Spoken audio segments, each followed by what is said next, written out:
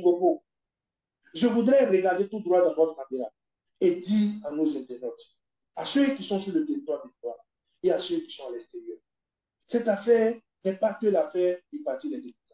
Cette affaire est une affaire qui concerne tout le pays. Que personne ne dise, non, je n'aime pas la tête des responsables du Parti des démocrates. Non, ce dont il s'agit aujourd'hui, ce n'est plus seulement que du Parti des démocrates. Il s'agit pour nous de faire une révolution démocratique dans les urnes. Les enfants du Bénin doivent comprendre que la seule chance que ce régime donne en 2026, nous devons tuer les fiefs électoraux. En 2026, il ne doit plus avoir de question de fief électoral. Nous devons pouvoir comprendre que les élections générales de 2026, c'est aller sauver le pays, c'est aller sauver le Bénin d'un groupuscule de personnes qui ont pris en otage notre pays. C'est de ça qu'il s'agit. J'ai dit même quelque part, votre père, votre mère, vos frères, vous pouvez même être jumeaux. Votre jumeau peut être sur la liste de ces partis, UP et BR. Vous devez aller travailler contre leur liste. Parce que ce qu'ils sont en train de préparer pour 2026, mais écoutez, les conséquences risquent d'être très dommageables pour la stabilité du pays. Je dis bien très dommageables. Parce que regardez, par exemple, que M. Patrice Talon écarte l'opposition de l'élection de 2021, nous avons laissé passer.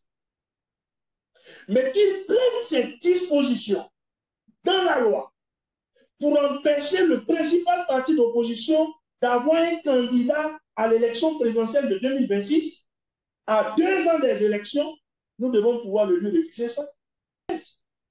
C'est pour cela, je voudrais dire à ceux qui nous dirigent aujourd'hui, au président Patrice Talon et à ceux qui l'entourent, de ne pas détruire ce pays, de ne pas laisser en l'état ce code électoral qui est porteur de gènes de déstabilisation. Parce que lorsque vous prenez l'article 146, vous pouvez être plébiscité sur l'ensemble du territoire national à 80% des voix. Et parce que dans une seule circonscription, vous avez 19,50%, vous perdez l'ensemble des 80% du suffrage du territoire national. C'est porteur de gènes de déstabilisation. Le dire comme je suis en train de le dire, ce n'est pas faire la promotion de la violence. Le dire comme je suis en train de le dire, c'est être anticipateur. Le dire comme je suis en train de le dire, c'est aimer son pays. Parce que lorsque vous êtes dans une compétition et vous vous arrangez parce que vous avez tout l'instrument électoral entre vos mains, à faire faiblir un parti et que même si ce parti a été plébiscité à plus de 80% dans le pays, vous vous arrangerez à l'exclure. Et ceux qui n'ont même pas pu avoir 15% sur l'ensemble du pays, c'est eux que vous allez déclarer vainqueurs. Vous êtes en train de préparer une poudrière. Vous êtes en train de préparer un danger pour votre pays. Ceux qui le disent, ce n'est pas ceux qui aiment la violence. Je l'ai dit tout à l'heure, le pays a des acquis depuis 1960. Les acquis du pays n'ont pas commencé en 2016. Ce que nous disons, tout n'est pas politique. Il y a des questions qui sont des questions qui ne concernent même pas les partis. Suivez l'intégralité de la vidéo après ce message. J'espère que vous appréciez toujours autant le contenu que je partage avec vous sur ma chaîne. Rejoignez ma communauté pour avoir le privilège de recevoir la version numérique de mes chroniques et une compilation de 200 chroniques sur l'actualité politique au Bénin publiée chez Lamentin. Si vous le souhaitez, cliquez sur le bouton rejoindre. En direct du studio Nelson Mandela, bienvenue à votre émission spéciale de ce dimanche consacrée au grand sujet d'actualité. La perspective d'élections chaotiques en 2026 inquiète aussi bien la société civile, la conférence épiscopale et certains responsables politiques. Plusieurs observateurs estiment que certaines dispositions du nouveau code électoral pourraient conduire à des crises politiques majeures en 2026. Pour mieux comprendre ces dispositions litigieuses, nous avons invité pour vous Dr Guy Dossou Mitokwe, secrétaire national à la communication du parti Les Démocrates. Pour rappel, Guy Mitokwe a été député au cours de la 7e législature. Avec lui, nous allons essayer de mieux comprendre les sources de ces inquiétudes. D'autres sujets d'actualité comme la répression pour non-port de casque, le déclassement du stade général Mathieu Kérékou et l'élection présidentielle au Sénégal vont meubler cette émission. Bonsoir, Monsieur Guy Mitokwe, et très heureux de vous accueillir sur notre émission. Bonsoir, monsieur le journaliste. Je suis tout autant heureux que vous de pouvoir animer cette émission avec vous. Et comme je vous le disais il y a quelques minutes en arrière, il faut dire que nous devons faire une émission ensemble depuis, je vais dire, quelques mois, quelques années déjà. Et je n'avais pas eu le temps de pouvoir me rendre disponible compte tenu de mon agenda qui n'a pas concordé avec le vôtre. Et donc, je crois que maintenant, c'est la bonne. Et voilà, c'est la bonne et nous allons essayer de nous prononcer sur ces quelques sujets dont vous aviez parlé tout à l'heure. Le but, ma foi, c'est que nous puissions apporter un plus dans la sécurité de notre pays, un plus dans la consolidation de notre démocratie, un plus dans les multiples questions que nos compatriotes se posent. Et donc, nous qui sommes aujourd'hui des acteurs publics, nous devons la reddition de comptes. Et donc, une émission télé, une émission radio, une émission web, c'est aussi une manière de faire la reddition de comptes. Merci beaucoup. Votre présence avec nous nous honore vraiment. Bonsoir aussi à tous nos amis internautes qui nous suivent aux 4 coins du monde sur nos différentes plateformes. N'hésitez pas à partager ce direct pour une plus large audience. Comme je le disais tantôt, avec la promulgation du nouveau code électoral par Patrice Talon, on aurait pensé que ce dossier est clos et cap sera mis sur les élections générales de 2026. Monsieur Mitokwe, quels sont les griefs que le Parti des démocrates a contre le code électoral qui pourrait entacher la sincérité plutôt des élections générales de 2026? Je vous remercie à nouveau, monsieur Dossou. Je crois que depuis sa promulgation par M. Patrice Talon, président de la République du Bénin, nous nous sommes évertués à travers les émissions sur les radios, dans les télévisions, au niveau d'autres canaux de communication, nous nous évertuons à expliquer à nos populations le danger qui se cache derrière l'actuel code électoral. Et croyez-moi, ceux qui sont en face de nous, c'est-à-dire ceux du régime, s'évertuent aussi à essayer de nous décourager, à essayer de banaliser, je vais dire, le sérieux du débat actuel. Quand vous avez parlé de grief, est-ce que je vais commencer mon propos en parlant de grief?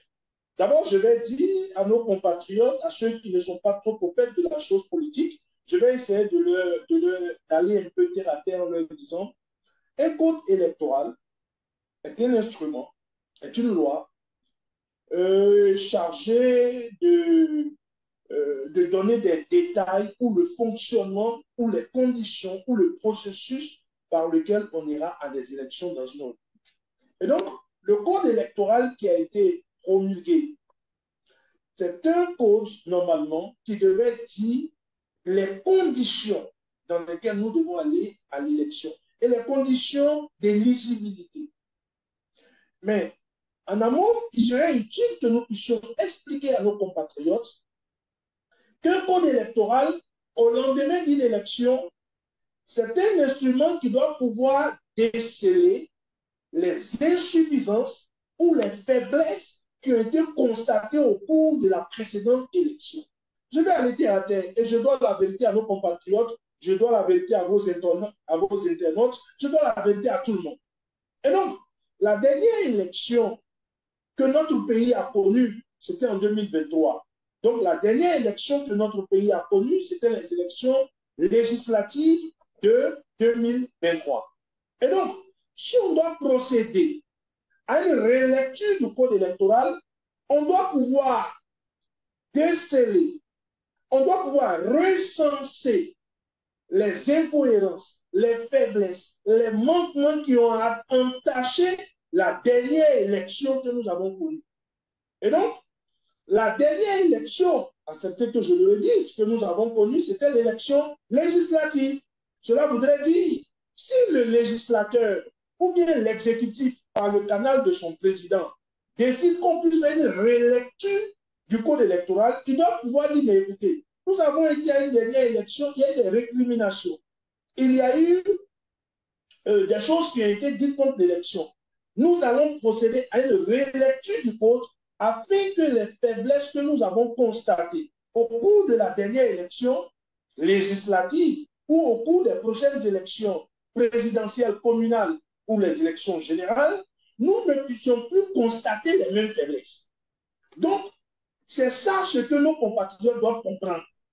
Parce que quand vous n'expliquez pas les choses à travers un langage simple, tout le monde n'est pas en politique. Écoutez, même parmi les intellectuels, le banquier ou l'agent de banque qui est chargé de travailler du lundi au vendredi, il a trop de chats à fouetter que d'aller prendre un code électoral. Donc, ceux qui ont pris comme métier, ceux qui ont décidé de faire de la politique, leur rôle, ce n'est pas seulement d'aller prendre les indemnités à partir du 18 du mois. Leur rôle, ce n'est pas forcément courir après les postes de nomination. Ce n'est pas que ça. C'est aussi qu'ils doivent pouvoir avoir le temps pour expliquer même aux intellectuels, même aux universitaires, même aux paysans, même aux maçons, même aux commerçants, ce qui se passe en matière politique. Et donc, c'est ça le sens de notre démarche. Nous devons expliquer à nos compatriotes comment et pourquoi l'on fait une relecture pour l'électorat. Et donc, parmi les faiblesses que nous avons constatées, souvenez-vous, je l'ai dit, je ne cesserai jamais de le dire, cela ne nous lassera, nous ne nous lasserons pas de le dire. Au cours de la dernière élection législative, M. Patrice Talon, président de la République du Bénin, et ceux qui l'entourent, ont eu le malin plaisir d'éliminer, avant même l'élection, des personnalités politiques ou des personnes ou des candidats qu'ils ont trouvés gênants. Mais pour éliminer ces personnes, qu'est-ce qu'ils ont fait? Ils ont utilisé le stylo du directeur général des impôts. Donc, la question du quitus fiscal. Le fait que des politiciens ou des candidats à une élection politique ou des acteurs politiques payent leurs impôts, mais ma foi, M. Jossou, personne ne peut dire que c'est une mauvaise chose. Si vous dites que payer des élections avant d'aller à une élection est une mauvaise chose, vous n'aimez pas votre pays.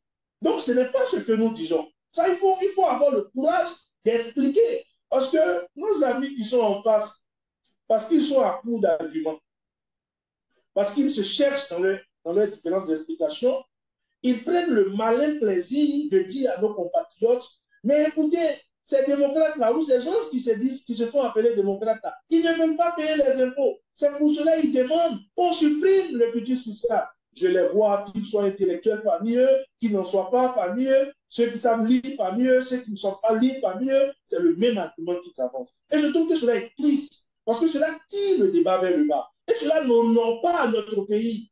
Nous voulons compter dans le Conseil des Nations. Et si nous voulons compter dans le Conseil des Nations, nous devons pouvoir avoir des arguments qui tiennent debout, des arguments qui soient irréfutables. Et donc, nous, du côté du Parti des démocrates, nous avons dit, mais la question du quitus fiscal, en elle-même, ce n'est pas une mauvaise chose. Mais au cours de la dernière élection législative, il a été fait des impositions fantaisistes. On a fait des impositions à des personnes à hauteur de 800 millions, à hauteur de 600 millions. Vous prenez un monsieur que je respecte d'ailleurs beaucoup, qui est un camarade de sein du Parti des démocrates, l'honorable Djibo Patrick, qui, en 2021, alors qu'il devait être le duo présidentiel avec Mme Rekiat Madougou, avait déjà reçu son quitus. Mais en 2023, curieusement, moins de 2 ans après, il va pour demander son quitus pour aller à l'élection législative. On lui fait une imposition de 800 millions. Et là, la loi dit que l'imposition ne doit pas se faire au-delà de 3 ans. Mais qu'ils font des impositions parfois.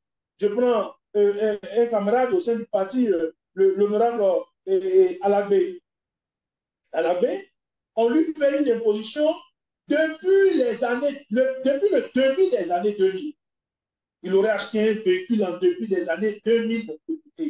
Mais c'est tout ça les faiblesses que nous avons constatées. Un monsieur comme moi, j'avais une situation fiscale zéro. Pour ceux qui ne comprennent pas, situation fiscale zéro, cela voudrait dire que je ne devais plus rien à l'État.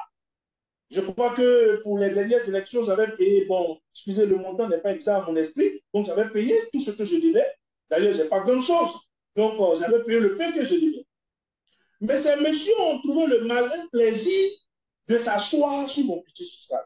Ils ont refusé de me délivrer le quitus fiscal. Alors que la date butoir du dépôt des dossiers de candidature, c'était le 2 novembre 2023. Et ils ont refusé de me délivrer mon quitus au-delà du 2 novembre. Mais écoutez, on ne gère pas une république comme ça. Mais c'est pour cela que nous parlons de transparence, nous parlons d'équité, nous parlons de justice dans le processus et dans le fonctionnement électoral. Et donc, la relecture d'un code électoral doit pouvoir recenser ces faiblesses. L'autre faiblesse dont nous avons parlé, regardez, ils disent, ces messieurs disent, que nous n'avons eu que 28 députés. Alors que nous avons aujourd'hui des preuves que des cantines ont été stoppées, des cantines ont été interchangées avant d'aller à la Commission électorale nationale autonome. Il y a eu des falsifications de procès verbal. Parce que aujourd'hui, pour remplir un procès verbal, vous n'avez pas besoin d'une commission ayant en son sein les représentants des différents partis étant en liste. Pour remplir un procès verbal après l'élection dans notre pays, c'est un individu, une seule personne qu'on appelle le coordonnateur. C'est à lui seul là. Il a la lourde responsabilité de remplir. Combien de fois ces personnes n'ont pas chargé toute la malédiction des candidats sur les textes en refusant de reporter ce que les gens ont voté. Et donc nous avons dit, tout ça, ce sont des faiblesses du processus et du fonctionnement électoral. Donc, une relecture du code électoral à ce niveau, par exemple, le groupe parlementaire du Parti Les Démocrates a purement et simplement dit, au lieu que désormais cela soit un coordonnateur, nous voulons une commission d'arrondissement. Et dans cette commission, vous, M. Dossou, si vous êtes candidat, vous avez votre représentant là, moi, j'ai mon représentant, ainsi de suite. Si tous nos représentants sont là, si vous avez eu 10, on vous mettra 10. Si j'ai eu le nombre que j'ai eu, on me mettra le nombre que j'ai eu. Mais si c'est une seule personne, cette personne est susceptible d'être corrompue, ce qui n'a pas manqué au cours de la dernière élection. Je peux encore citer d'autres faiblesses, d'autres manquements que nous avons constatés dans le processus. Monsieur Mitokwe, sur cet aspect-là, on voit que c'est quand même une proposition qui sécurise les voix de tout le monde. Pourquoi les membres des autres partis, par exemple l'UPR et EBR, ne trouvent pas la pertinence d'amender cet aspect-là pour que les voix, aussi bien de l'opposition que de la mouvance, soient sécurisées? Monsieur Dossou, les partis que vous venez de citer, ce sont les partis qui encouragent le président Patrice Talon dans la dérive que nous constatons aujourd'hui en République du Bénin.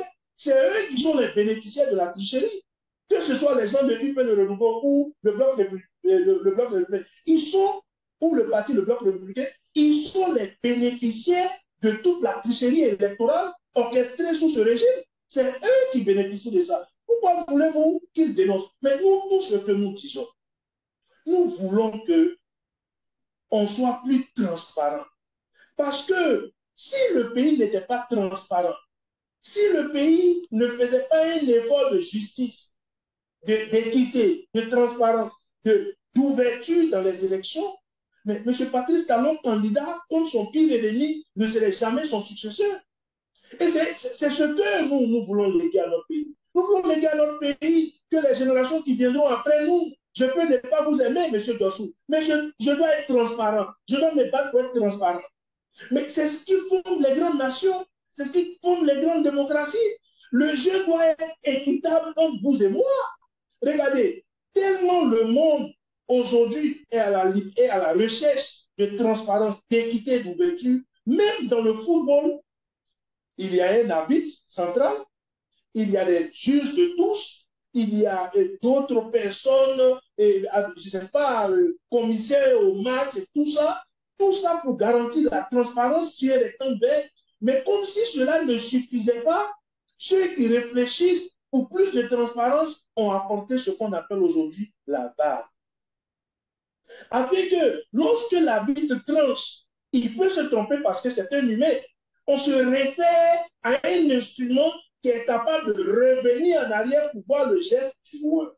Parce que le monde est à la recherche de transparence. Le monde est à la recherche d'équité et d'ouverture. Mais voilà un régime politique en République du Bénin qui fait des mains et des pieds pour refuser la transparence. Donc, je ne vais pas perdre le fil de ce que je disais, M. Jossou. Et donc, vous m'aviez posé la question de savoir pourquoi une réélection. Et donc, vous avez dit l'exemple que nous avons. Et donc, je vous ai dit, je vous ai donné le pourquoi d'une réélection. Donc, on fait une réélection afin de revenir sur les insuffisances, sur les faiblesses. Mais voilà un régime, une majorité parlementaire, une mouvance présidentielle qui prend l'initiative d'une relecture à travers une décision de la Cour constitutionnelle. Mais au lieu de prendre en compte les insuffisances, parce qu'ils sont allés au-delà de ce que la Cour elle-même a demandé, la Cour avait demandé l'instauration de l'équilibre des ruptures entre ceux qui sont élus en 2020, ceux qui sont élus en 2023 et ceux qui seront élus en 2026 par rapport au parrainage. Mais le Parlement a décidé d'aller au-delà de ça. Mais en allant au-delà de ça, le Parlement pouvait quand même faire l'effort de prendre en compte tout ce qui a entaché la régularité du dernier scrutin. Le Parlement ne l'a pas fait. Et donc, on a eu droit à quoi?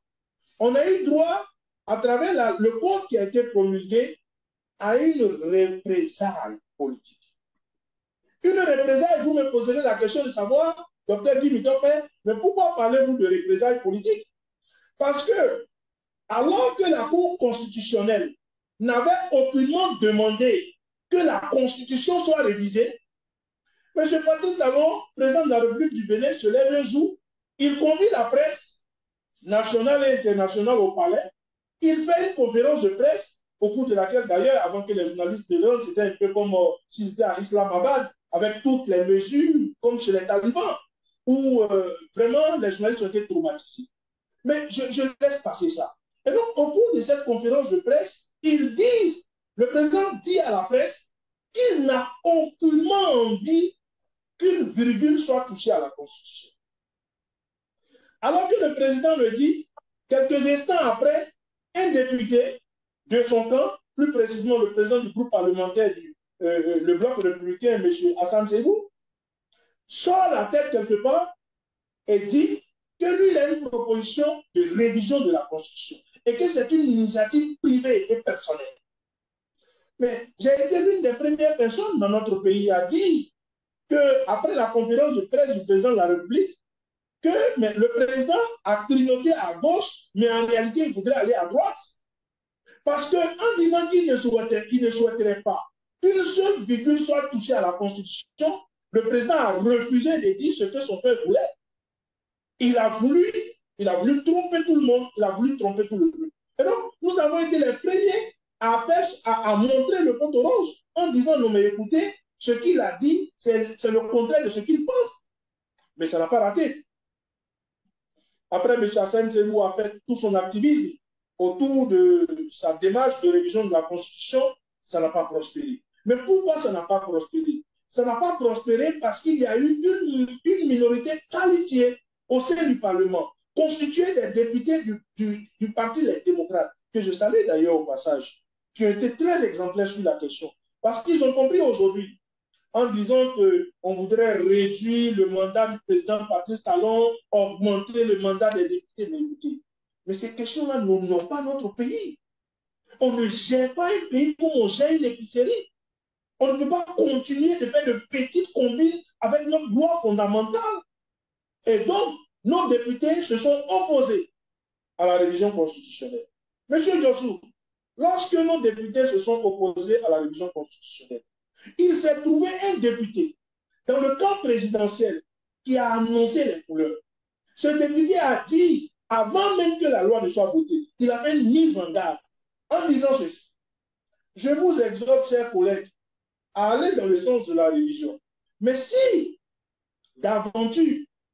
Vous ne révisez pas cette constitution, je vous le dis, nous ferons tout notre possible afin que dans le Parlement de 2026, notre parti puisse avoir 80% des parlementaires et 80% des maires.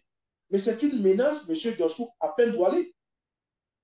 C'est une menace à peine voilée. C'est qu'il a été la première personne, je ne sais pas si ce député qui, par ailleurs, avec qui j'avais fait la 7e législature, avec qui j'ai d'ailleurs une très bonne relation, je ne sais pas s'il avait été missionné après une telle mise en garde.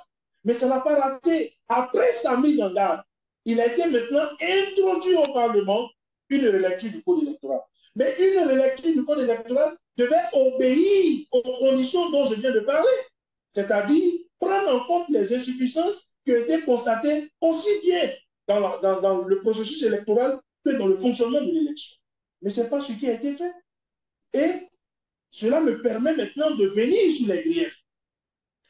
Lorsqu'ils ont retouché ce qu'ils ont appelé la relecture du code, la première des choses, et pour laquelle je pense que tous ceux qui sont dans ce Parlement et qui sont aujourd'hui au sein de cette mouvance parlementaire et présidentielle vont répondre un jour devant l'histoire.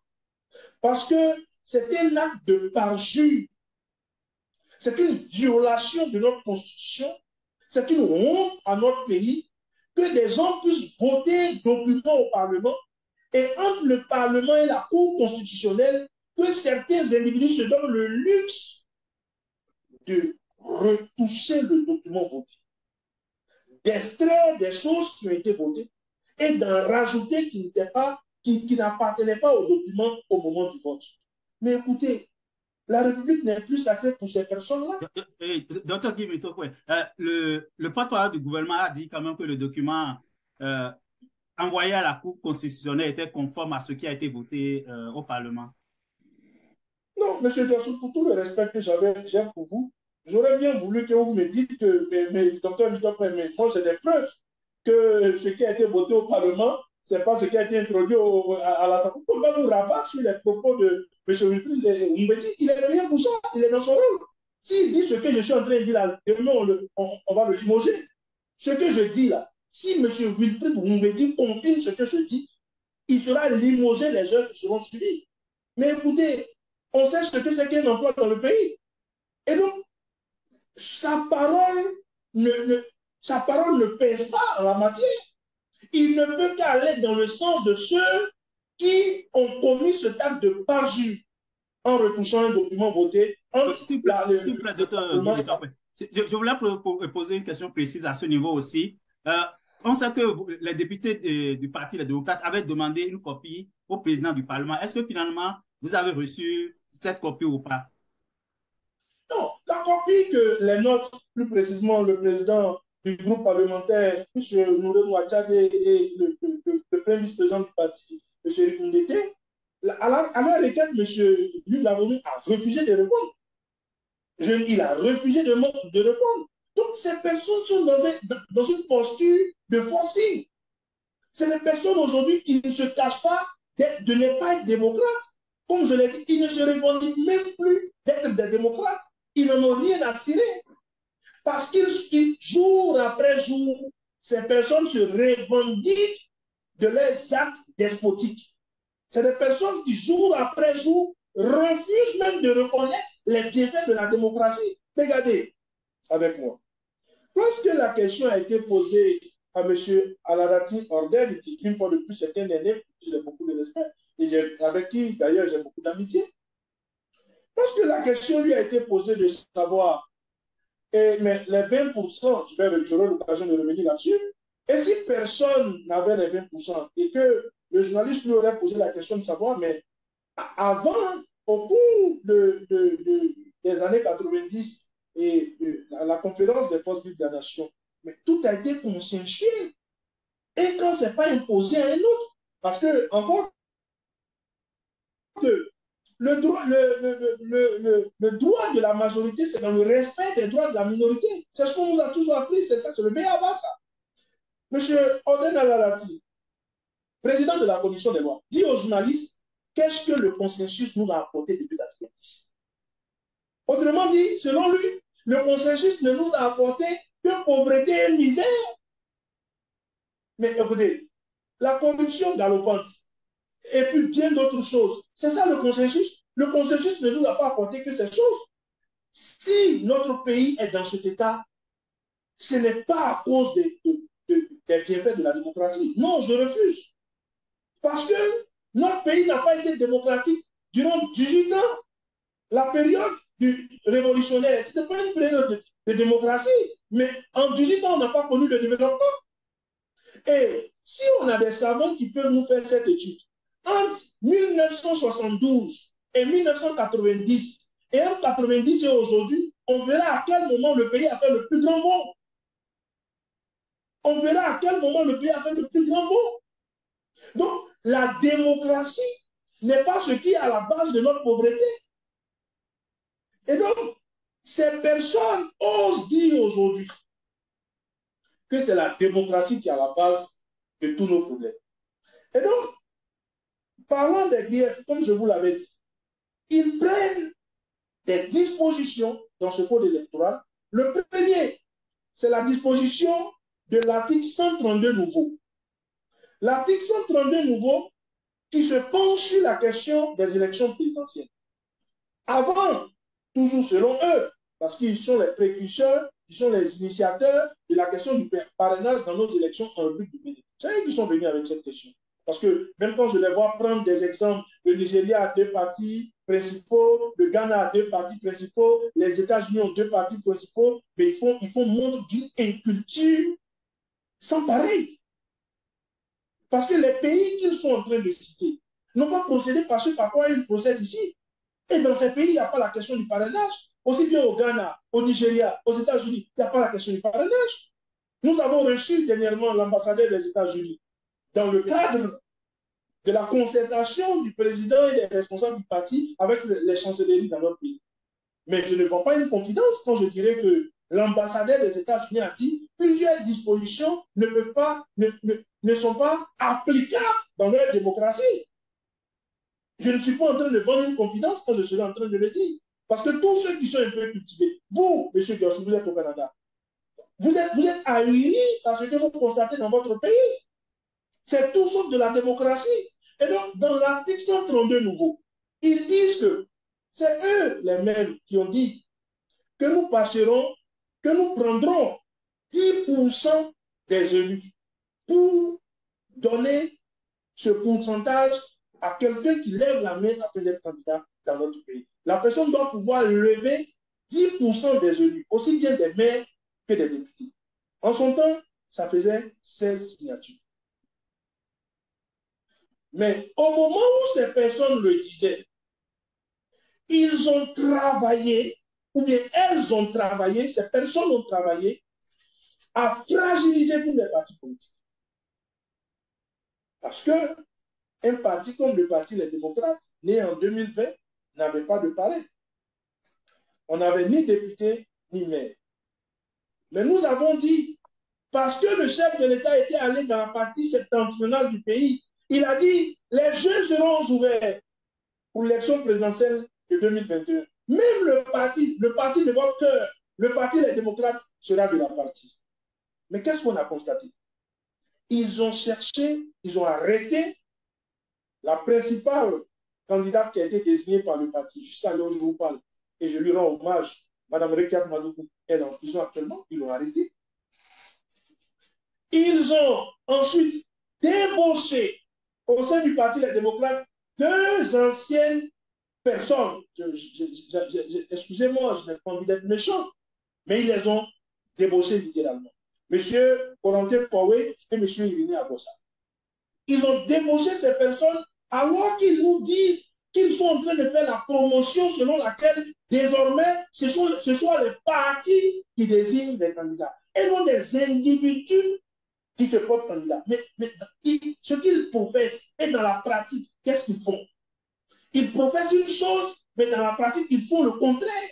Parce qu'en disant que désormais ce soit les partis qui puissent désigner leurs candidats, on devait laisser la latitude au Parti Les Démocrates, qui n'a pas eu la possibilité d'aller à l'élection législative de 2019, d'avoir des députés, et on devait lui permettre d'avoir des maires parce qu'il n'a pas eu le parti n'a pas eu la possibilité d'avoir des maires. Mais non, ils vont arrêter sa candidate et ils débauchent deux personnes et ils présentent ces personnes désormais comme des candidats à l'élection présidentielle. Mais ces personnes-là, je me demande si elles connaissent un peu l'histoire. Moi, je suis géographe historien. Je connais un peu l'histoire. Et je dis, les pratiques de ces personnes, je les appelle à les revisiter l'histoire. Parce que l'histoire nous apprend que ces choses-là, ça ne conduit pas loin. Et comme si cela ne suffisait pas, dans leur lecture, ils reviennent sur cette disposition en disant que désormais, ça ne sera plus 10%. Désormais, pour avoir un candidat ou un dieu candidat à l'élection présidentielle, ça sera 20%. Soit. Mais pourquoi les 20% sont calqués exactement sur le nombre de députés du parti, les démocrates? Parce que quand vous prenez 20%, M. Jassou, quand vous prenez 20% de ceux qui sont députés et de ceux qui sont maires aujourd'hui en République du Bénin, ça vous donne 15% plutôt. Quand vous prenez 15%, 15%, parce qu'ils parlent de 10% à 15%. Quand vous prenez 15% des députés, des maires aujourd'hui en République du Bénin, ça vous donne 27,9. Mais quel est le parti aujourd'hui en République du Bénin qui n'a que 28 signatures, 28 partis? Ce n'est que le parti Les Démocrates. Est-ce que ce n'est pas une façon de garantir la participation du parti Les Démocrates? Je vous remercie pour cette question, M. Johnson. Mais vous allez me donner la latitude de l'expliquer à nos internautes et à nos compatriotes. Bien sûr, c'est même une manière de montrer qu'ils ne veulent pas nous rater. Ils nous ont mis les chasseurs ou les snipers. Il y a ce qu'on appelle être dans l'œil du cyclone ou être dans l'œil de l'objectif. C'est qu'ils nous ont mis dans l'œil de l'objectif afin de nous calculer, de ne pas nous rater. Parce que en choisissant de passer de 10% à 15%, ce qui donne 20 signatures, 20 parrainages pour la prochaine élection présidentielle, ils ont fait des clauses en amont. Ils disent en amont, dans cette disposition de la loi, que ne peut compléter le parrainage d'un autre parti que les partis qui en amont avaient déjà fait ce qu'ils appellent l'accord de gouvernance. Cela voudrait dire quoi? Ils disent que nous voulons à tout casser 20 signatures. Mais il s'agit d'une désignation. Et tout le monde sait que dans un parti, il peut y avoir beaucoup d'ambition. Et donc, si dans le parti Les Démocrates, le choix est jeté sur deux personnalités, et que ces deux personnalités, qu'il y ait probablement des grincements de dents chez une ou deux personnes, ça veut dire que le parti sera incapable de présenter un duo à l'élection présidentielle. Mais il peut manquer une ou deux signatures. Et de l'autre côté, des autres partis, il peut y avoir des personnes aimant leur pays, se disant, mais écoutez, ces personnes-là, si elles n'ont pas les deux signatures, les trois signatures manquantes, on aura une élection appelée couramment dans notre pays un match amical. C'est-à-dire, le régime va susciter deux autres faux candidats, alors que le principal parti d'opposition n'a pas pu avoir un duo candidat. Mais anticipant sur les bonnes volontés qui peuvent apporter leur parrainage au cas où nous manquerons d'un ou de deux parrainages, ils disent, si ces deux personnes se détachent, soit de l'UP, de Renouveau ou du PR, leur parrainage est nul et de nul de vie. Parce que en amont, nous n'avons pas fait d'accord de gouvernance avec M. Djambenou, président du parti UP de Renouveau, ou M. Ablaye Diakhané, président du parti Le Bloc républicain, qui sont les deux partis siamois de M. Patrice Talon. C'est lui qui est l'alpha et l'oméga de ces deux partis. Maintenant, il y a parmi nos compatriotes des gens qui disent, mais non, vous n'êtes pas obligé de faire un accord de gouvernance avec UP le Renouveau ou avec le Bloc républicain. Les FCPE ont 6 maires. Vous pouvez faire un accord de gouvernance avec les FCPE. À ces personnes, je les remercie pour l'amour que ces personnes portent à notre parti et pour l'inquiétude que cela suscite, que nous ne puissions pas avoir de candidat en 2026 à l'élection présidentielle. Mais je voudrais dire à ces personnes que je sais pas, les théoriciens ou les idéologues du régime ont pensé à tout ça.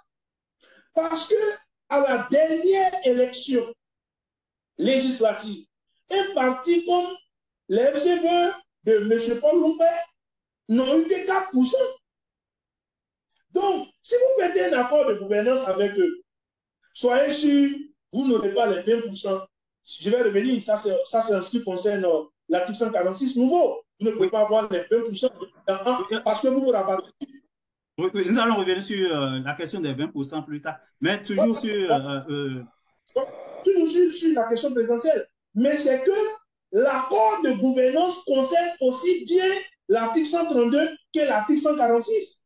Ils ont parlé de l'accord de gouvernance aussi bien à l'article 146 qu'à l'article 132. Comme pour dire, pour les présidentielles, ils ont pris des dispositions pour les présidentielles afin que le principal parti d'opposition en République du Bénin ne puisse pas avoir de candidat à l'élection présidentielle. À ce niveau de mon propos, je voudrais regarder tout droit dans votre caméra et dire à nos internautes, à ceux qui sont sur le territoire victoire et à ceux qui sont à l'extérieur, cette affaire n'est pas que l'affaire du Parti des démocrates. Cette affaire est une affaire qui concerne tout le pays. Que personne ne dise, non, je n'aime pas la tête des responsables du Parti des démocrates. Non, ce dont il s'agit aujourd'hui, ce n'est plus seulement que du Parti des démocrates. Il s'agit pour nous de faire une révolution démocratique dans les urnes. Les enfants du Bénin doivent comprendre que la seule chance que ce régime donne en 2026, nous devons tuer les fiefs électoraux. En 2026, il ne doit plus avoir de question de fiefs électoraux. Nous devons pouvoir comprendre que les élections générales de 2026, c'est aller sauver le pays, c'est aller sauver le Bénin d'un groupuscule de personnes qui ont pris en otage notre pays. C'est de ça qu'il s'agit. J'ai dit même quelque part, votre père, votre mère, vos frères, vous pouvez même être jumeaux. Votre jumeau peut être sur la liste de ces partis, UP et BR. Vous devez aller travailler contre leur liste. Parce que ce qu'ils sont en train de préparer pour 2026, mais écoutez, les conséquences risquent d'être très dommageable pour la stabilité du pays. Je dis bien très dommageable. Parce que regardez, par exemple, que M. Patrice Talon écarte l'opposition de l'élection de 2021, nous avons laissé passer. Mais qu'il prenne cette disposition dans la loi pour empêcher le principal parti d'opposition d'avoir un candidat à l'élection présidentielle de 2026, à 2 ans des élections, nous devons pouvoir le lui refuser ça. Parce que, comme quelqu'un l'aurait dit, si à 2 ans les dispositions étaient prises pour vous écarter, vous ne pouvez plus dire quelque part que vous avez été supprimé. Parce que vous avez 2 ans pour dire au régime, aux idéologues du régime, qu'ils sont dans le parjure. Et vous devez pouvoir les ramener à l'ordre. Donc, ça, c'est en ce qui concerne l'article 132 nouveau. En ce qui concerne l'article 146 nouveau, parlant des griefs de ce code électoral, M. Patrice Talon et tout son temps ont pris la résolution de dire qu'il faudrait désormais avoir 20% du suffrage dans chacune des 24 circonscriptions électorales.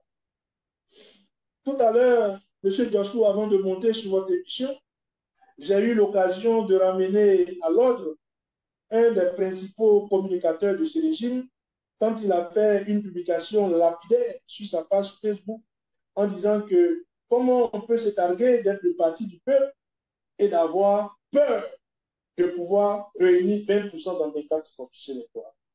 Je lui ai dit tout simplement, avec beaucoup de courtoisie, que ceux qui ont peur aujourd'hui d'une élection transparente, libre, équitable en République du Bénin, mais ce n'est pas nous. Au niveau du Parti des démocrates, au contraire, j'ai eu à le démontrer quand je parlais des insuffisances de la dernière élection qui devaient être prises en compte dans le code électoral. Ceux qui se comportent comme nous sont soucieux d'une élection transparente, libre et équitable. Tout ce que le centre de notre combat aujourd'hui, c'est que les jeux soient ouverts et transparents. Donc, j'ai répondu à ce monsieur en lui disant que si quelqu'un a peur des 20%, ce n'est pas nous. Mais vous, ce n'est même pas une affaire de 20%. Vous avez purement et simplement peur des élections. Et je le lui ai démontré. Parce que leur forfaiture n'est pas seulement que sur la liste, sur le code électoral. Leur forfaiture, c'est sur toute la procédure. Au niveau de la Commission électorale nationale autonome. Mais ils ont fait des pieds et des mains pour empêcher l'opposition d'avoir ces représentants-là. Parce qu'ils ont à l'esprit de frauder. C'est eux-mêmes qui ont mis dans la loi que, au niveau de la Commission électorale nationale autonome, il doit avoir un représentant de la minorité parlementaire. Mais la minorité parlementaire aujourd'hui, c'est qui? C'est le Parti des démocrates. Ils ont encore mis dans la loi qu'il doit avoir un représentant du chef de file de l'opposition. Le chef de file de l'opposition aujourd'hui en République du Bénin, c'est qui? C'est au sein du Parti des démocrates. Mais malgré ça, ils ont refusé de faire installer notre représentant au niveau de la Commission électorale nationale. Et j'ai dit à ce monsieur, en refusant, en caporalisant la Commission électorale nationale autonome, vous êtes en train d'exprimer votre peur d'une élection transparente et libre. Vous êtes en train de montrer la frousse que le parti provoque en vous. En deuxième point, je lui ai dit, la deuxième raison de leur peur, c'est la caporalisation de la Cour constitutionnelle. Parce que, M. Diossou, dans cette Cour constitutionnelle, aujourd'hui, vous avez des amis personnels du chef de l'État. Dans cette Cour constitutionnelle, aujourd'hui, vous avez quelqu'un qui a été anciennement secrétaire du syndicat des magistrats, qui, dans sa carrière, dans son parcours, s'est battu comme quelqu'un qui était à la recherche d'équité et de justice. Mais aujourd'hui, il est à la merci du régime. Dans cette Cour constitutionnelle aujourd'hui, vous avez un professeur, le professeur Dorothée Souza, qui en est le président, qui a été le président du dialogue en 2018, du pseudo-dialogue politique en 2018. Donc, c'est tous des obligés du régime. En 2019, donc c'est tous des obligés du régime. Donc, monsieur Diossou, le deuxième élément qui montre qu'ils ont peur, c'est lorsqu'ils ont embrigadé et ils se sont accaparés de cette constitution. Je lui ai enfin dit le troisième élément qui montre qu'ils ont peur d'une élection transparente, d'une élection ouverte. C'est que le fichier électoral, avant, il y avait un comité paritaire pour la surveillance du fichier électoral. Parce qu'avant d'aller dans une compétition, nous devons aller sur les mêmes bases. Mais aujourd'hui, aucun membre de l'opposition, aucune personnalité de l'opposition n'a un droit de regard sur le fichier électoral. Celui qui gère le fichier électoral aujourd'hui en République du Bénin rend directement compte à la présidence de la République du Bénin. Je leur ai dit que c'est le troisième point qui montre qu'ils ont peur. La peur n'est pas de notre côté. C'est eux qui ont peur. Parce qu'ils savent qu'ils sont impopulaires. Ils savent qu'ils sont mis en minorité du côté du peuple. Ils savent que leur gestion est calamiteuse. C'est pour cela qu'ils ont peur. Oui, et enfin, allez-y, terminez. Oui, allez-y. Enfin, le quatrième élément qui montre qu'ils ont peur, c'est la promulgation de ce marché. Parce que ça, ce n'est pas un code électoral, c'est un marché. Parce que même le règlement intérieur d'une association de quartier ne se rédige pas comme ce code a été rédigé. Et donc, c'est triste et c'est pitoyable. Et donc, M. Diossou, au niveau du Parti des démocrates, notre démarche est limpide et claire. Nous n'avons pas peur. Nous sommes en train de dire à ce peuple le complot derrière la promulgation. C'est pour cela que nous appelons ce peuple à se mobiliser. Afin qu'en 2026, nous puissions avoir, gardé cela bien à l'esprit, une révolution populaire dans les urnes. Une révolution démocratique dans les urnes. Parce qu'il y a une révolution populaire, démocratique, dans les urnes aujourd'hui qui puisse faire reculer le président Patrice Talon son camp. Parce qu'en 2026, il n'y a plus de question de coloration politique. Je vous l'ai dit tout à l'heure. Je peux être de l'UPLE, je peux être du BR, mais je vais voter contre les listes. Parce que ces deux partis sont en train d'encourager le chef de l'État dans sa forfaiture contre notre démocratie. C'est de ça qu'il s'agit. Donc, M. Diossou, j'ai été un peu long. Oui, je voulais revenir quand même, Dr. Mitop, je voulais revenir sur deux aspects. On sait qu'en 2021, certains députés du BR ou du PR étaient prêts à parrainer le candidat ou bien la candidate, pour être plus précis, la candidate du Parti Les Démocrates, Mme Rekiat Madougou.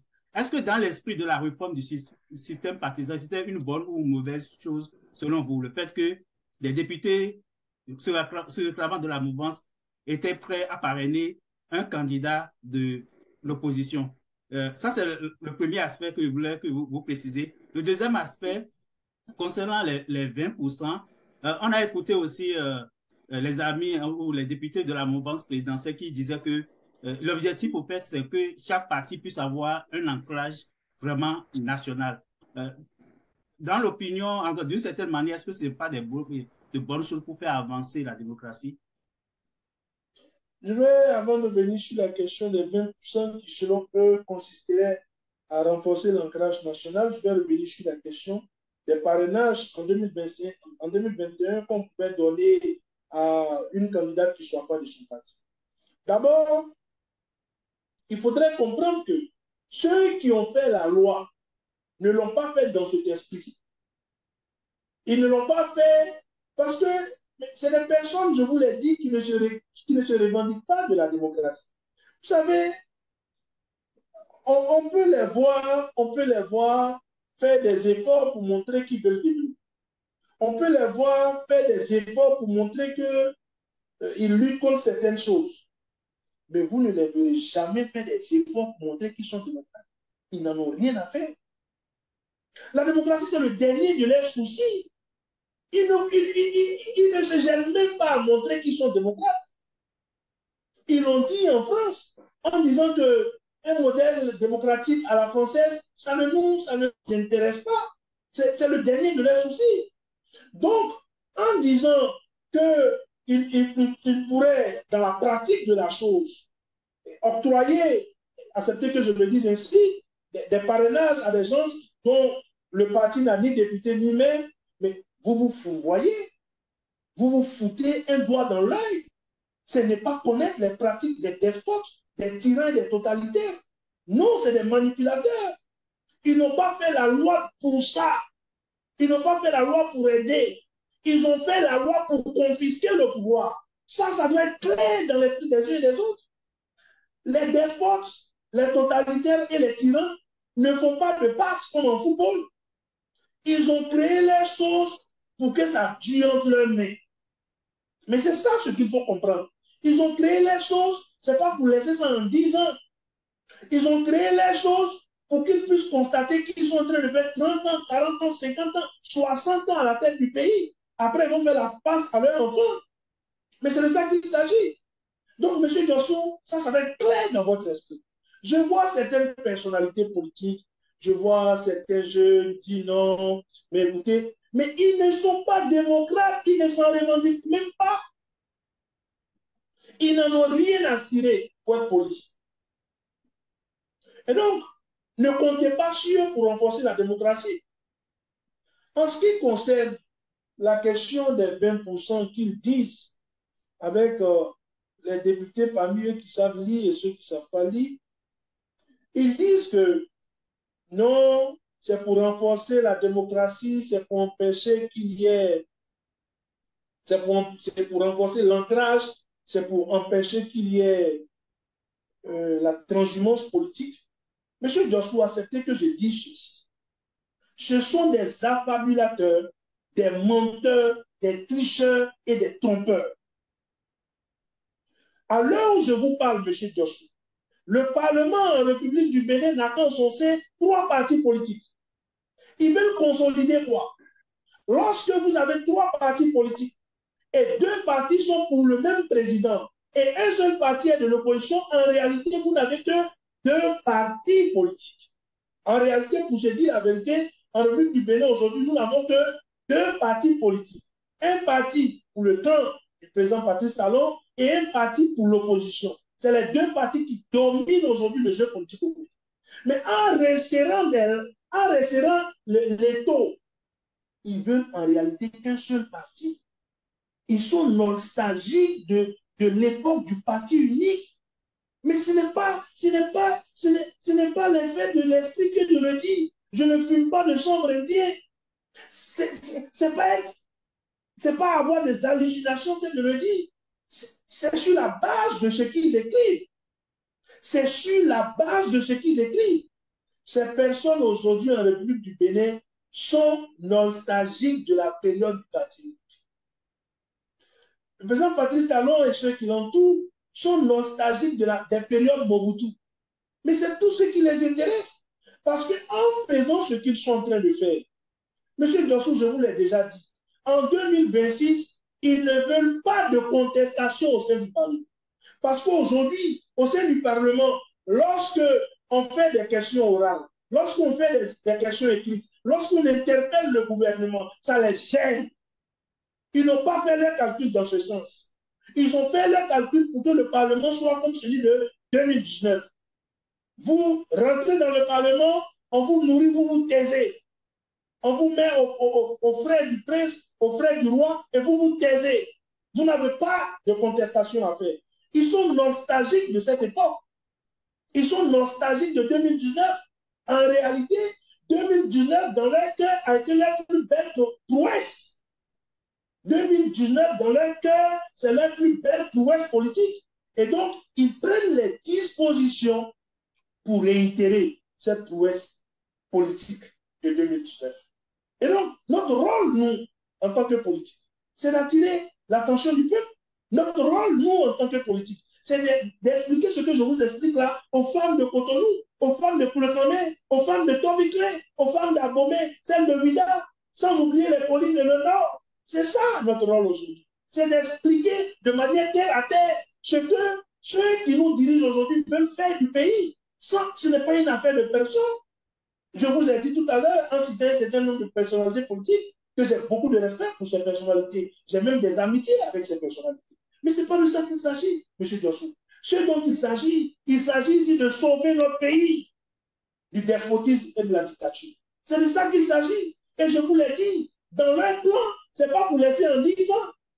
C'est pour cela qu'ils veulent endormir et faire un passage en force. Et donc, notre rôle, c'est d'expliquer ça. Donc, quand ils prennent l'argument des 20% en disant qu'ils veulent faire 20% pour resserrer les liens, pour avoir une ancrage nationale, mais c'est eux qui sont en minorité, c'est eux qui ont peur. Parce que l'autre chose, M. Dossou, je vous ai dit tout à l'heure, et ça, je tiens cette citation d'un ami, on ne fait pas un code électoral comme on rédige le règlement intérieur d'une association de quartier. Vous faites un code électoral dans lequel vous dites que les gens doivent avoir désormais 20% dans chaque circonscription électorale. Mais dans le même temps, vous, sachant que sur la base des dernières élections de 2023, votre principal parti, UP Le Renouveau, n'a pas pu avoir 20% dans 3 circonscriptions électorales. Le Bloc républicain n'a pas pu avoir 20% dans 3 circonscriptions électorales. Et le Parti Les Démocrates, malgré les persécutions, malgré les exclusions, malgré le dénuement, malgré le manque de moyens, malgré les fraudes, ce parti n'a pas pu avoir 20% dans 10 circonscriptions électorales. Mais en réalité, si le jeu est ouvert, limpide, clair, transparent, mais c'est eux qui seront en difficulté, ce n'est pas nous. Et comme ils ne font pas la loi pour que nous soyons dans un contexte, dans une atmosphère de transparence, nous devons les dénoncer. Est-ce que, oui, comme l'honorable Ordena Ladatin l'a dit, nous nous acheminons vers un match nul au cas où aucun parti n'aurait les 20% en 2026? Non, M. Dossou, et ça, tenez ça pour vérité.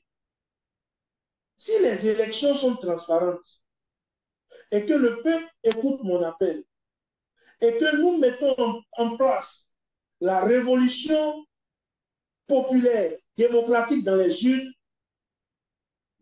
ne dites plus qu'il aura match nul. Mais nous sommes effectivement le parti du peuple. Ce n'est pas de la prétention. C'est nous qui équilibrons le jeu politique aujourd'hui en République du Bénin. Mais quand les gens sont désabusés parce que la vie est chère, ils se rabattent sur qui? Ils se souviennent de l'ONASA. L'ONASA, c'était la gestion du président Yahi. Quand les gens sont maltraités, quand la police se laisse aller à des actes nazis sur les populations, mais le vrai bonheur, on l'apprécie que lorsqu'on l'a perdu. Et je l'ai dit, Et à ce moment bien précis de l'émission, je voudrais lancer un appel à mes amis et mes frères de la police républicaine et aux forces assimilées. Le peuple n'est pas votre ennemi. Ce peuple, c'est grâce à sa contribution qu'on nous paye. Moi, je n'ai rien contre vous. J'ai même beaucoup d'amis également parmi vous qui, comme c'est, qui, je ne sais pas quel autre grade, mais je vous en prie, je vous en prie, je vous supplie, arrêtez de faire ce que vous faites là. Parce que l'image de ce qui s'est passé en Atiteno, vous aviez dit que nous viendrons là-dessus. J'aurai l'occasion de revenir là-dessus. Mais ce n'est pas ça le rôle d'une police républicaine. Donc, M. Joshua, ce que nous voulons faire comprendre à ce peuple, c'est que la dictature n'a pas de limite. C'est pour cela que nous nous battons pour plus de démocratie. Parce que quand il y a plus de démocratie, le juge sait qu'il doit être droit. Quand il y a plus de démocratie, les institutions savent qu'elles doivent rester chacune des institutions dans son couloir. La vraie démocratie fait que chacun fait l'effort d'être droit. On n'est pas obligé d'aimer son prochain, mais on se doit d'être droit dans les lois de la République sont des lois faites avec beaucoup d'amour. Oui, avant de vous poser la prochaine question, je voulais rappeler à nos amis internautes s'ils ont des questions pour l'honorable Guy Mitope, de laisser ça dans les commentaires. Je pourrais relayer ça au moment opportun. Et les explications aussi, parce qu'on a beaucoup d'internautes qui nous suivent de l'extérieur, qui ne comprennent pas toujours toutes les subtilités. Je pense que l'émission est pédagogique et puis ils vont pouvoir mieux comprendre aussi toutes les explications qui ont été données juste là. Maintenant, on sait que le code a été promulgué. Est-ce qu'il y a encore une possibilité de revenir en arrière ou de retourner ce code sur la table de l'Assemblée nationale pour un toilettage de dernière chance, Dr. Guy Mitope? Non, M. Joshua, la question n'est pas de savoir est-ce qu'il peut y avoir une autre lecture du code. La question aujourd'hui, c'est que ceux qui nous dirigent doivent faire l'effort d'être dans une dynamique de laisser le pays dans la stabilité. Il faut travailler pour que notre démocratie, parce que, je vais vous dire quelque chose, M. Joshua, et à tous ceux qui nous suivent. Vous savez, de 1960 à aujourd'hui, on a des acquis. On a des acquis. La République n'a pas commencé en 2016. Le bitumage des voies n'a pas commencé en 2016. La construction d'un certain nombre d'édifices n'a pas commencé en 2016. Et même l'éducation, la santé, la sécurité, tous ces domaines n'ont pas commencé à être l'apanage de l'État qu'en 2016. C'est pour cela, je voudrais dire à ceux qui nous dirigent aujourd'hui, au président Patrice Talon et à ceux qui l'entourent, de ne pas détruire ce pays, de ne pas laisser en l'état ce code électoral qui est porteur de gènes de déstabilisation. Parce que lorsque vous prenez l'article 146, vous pouvez être plébiscité sur l'ensemble du territoire national à 80% des voix. Et parce que dans une seule circonscription, vous avez 19,50%, vous perdez l'ensemble des 80% du suffrage du territoire national. C'est porteur de gènes de déstabilisation. Le dire comme je suis en train de le dire, ce n'est pas faire la promotion de la violence. Le dire comme je suis en train de le dire, c'est être anticipateur. Le dire comme je suis en train de le dire, c'est aimer son pays. Parce que lorsque vous êtes dans une compétition et vous vous arrangez parce que vous avez tout l'instrument électoral entre vos mains à faire faiblir un parti et que même si ce parti a été plébiscité à plus de 80% dans le pays, vous vous arrangerez à l'exclure. Et ceux qui n'ont même pas pu avoir 15% sur l'ensemble du pays, c'est eux que vous allez déclarer vainqueurs. Vous êtes en train de préparer une poudrière. Vous êtes en train de préparer un danger pour votre pays. Ceux qui le disent, ce n'est pas ceux qui aiment la violence. Je l'ai dit tout à l'heure, le pays a des acquis depuis 1960. Les acquis du pays n'ont pas commencé en 2016. ce que nous disons, tout n'est pas politique. Il y a des questions qui sont des questions qui ne concernent même pas les partis politiques. Vous savez, j'ai l'habitude de prendre un exemple, M. Joshua. J'ai l'habitude de dire, je ne sais pas si c'est parce que je suis né en Côte d'Ivoire que je raisonne un peu comme ça. Mais l'un des pays les plus mal éclairés de la sous-région ouest africaine, c'est le Bénin. C'est-à-dire l'un des pays où l'électricité coûte le plus cher dans la sous-région et qui est encore mal éclairé dans la sous-région, c'est le Bénin. Vous prenez nos rues sont mal éclairées. Vous prenez les voies principales sont mal éclairées. Vous quittez l'Étoile, maintenant vous voulez aller à Porto-Novo, toute la voie jusqu'à Porto-Novo, c'est le noir. Et un accident qui veut se produire sur cette voie, lorsqu'un véhicule veut passer chez un piéton la nuit parce qu'il n'a pas vu traverser, le véhicule ne lui pose pas la question s'il est le l'UP, du BR ou des démocrates avant de lui passer dessus. Mais c'est ça les questions qui ne sont pas des questions partisanes, mais qui sont des questions de développement. Lorsque vous quittez l'échangeur de Godomé, que vous voulez aller à Lada, toute la voie est mal éclairée, pour ne pas dire pas du tout éclairée. Et les nuits, l'Éternel seul sait combien de piétons se font écraser. Lorsque vous quittez l'échangeur de Godomé, vous voulez aller à Ouida, la ville du chef de l'État. Mais là, le tronçon est extrêmement mal éclairé, comme un pays en déliquescence. Mais lorsque je parle de ça, ce n'est pas une question partisane, c'est que j'aime mon pays pour des personnes qui dirigent un pays et qui disent qu'elles souhaiteraient que le pays puisse être un hub touristique, un pays qui attire le plus grand nombre de touristes. Mais quel touriste va quitter son pays, éclairé même en journée, éclairé même dans les moments d'hiver, et venir prendre des risques pour sa vie et pour la vie de sa famille sur des voies extrêmement mal éclairées au XXIe siècle. Mais c'est de ça que nous parlons. Lorsque vous parlez de ces choses, on vous dit non, non, ces questions ne sont pas des questions politiques. Mais écoutez, dernièrement, j'étais en voyage dans un pays j'étais en vacances dans un pays de la sous-région. Et j'ai même pris des petites vidéos. Mais écoutez, vous avez l'impression que vous êtes dans un pays occidental, l'éclairage public la nuit. L'éclairage public la nuit. Vous avez l'impression, cette manière d'être éclairé la nuit, je l'ai vu un peu au Maghreb et puis en Afrique du Sud. Mais dans la sous-région, il y a un pays qui est autant éclairé comme ça aujourd'hui. Mais en 8 ans de gouvernance, vous avez été incapable de régler ces problèmes basiques. Lorsque j'ai des parents qui quittent la France, lorsque j'ai des parents qui quittent le Canada, à propos de vous, M. Doss, et bien d'autres parents qui sont ailleurs dans le monde, quand je vais les chercher à l'aéroport et qu'on commence à rentrer dans la ville, je ferme les oreilles. Parce que souvent, je vais les chercher la nuit. Tellement, mais attends, mais pourquoi le pays est noir comme ça? Mais les autorités ne sortent pas la nuit, mais pourquoi le pays est comme ça? Mais ces questions-là, c'est des questions de développement. Et quand on en parle, les gens trouvent qu'on a tort d'en parler parce qu'on est de l'opposition. Oui, docteur Ntokwe, mais vos propos contredisent un peu les déclarations de Patrice Talon devant les hommes d'affaires à Paris, il disait que le Bénin était prêt même à offrir ou bien à vendre de l'énergie électrique aux entrepreneurs ou bien aux investisseurs étrangers.